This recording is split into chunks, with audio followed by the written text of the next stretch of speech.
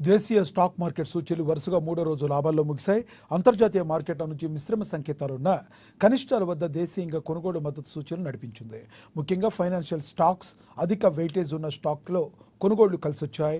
IT, FMG షేర్లు అమ్మకాల ఒత్తిడిని ఎదుర్కొన్నాయి. ఇవి మినహా మిగిలిన అన్ని రంగాల షేర్లు లాభాల్లో ముగిశాయి. Nifty small cap, Nifty mid cap సూచీలు 2% మేర రాణించాయి.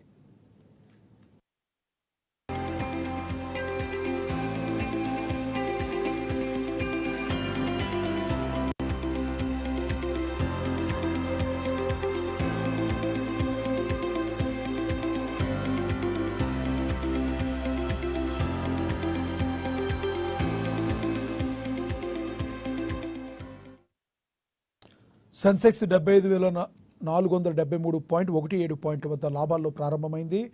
ఆద్యంతం అదే ఒరవడి కొనసాగింది. ఇంట్రాడేలో 75,568.38 వద్ద గరిష్టాన్ని తాకిన సూచీ చివరికి 147.79 పాయింట్ల లాభంతో 75,449.05 వద్ద ముగిసింది. నిఫ్టీ సైతం 73.30 పాయింట్ల లాభపడి 22,907.05 వద్ద ముగిసింది.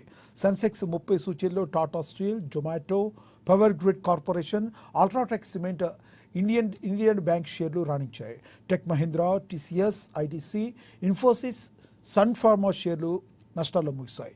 అంతర్జాతీయ మార్కెట్లో బ్రెంట్ క్రూడ్ బ్యారెల్ $70 వద్ద కొనసాగుతుంది.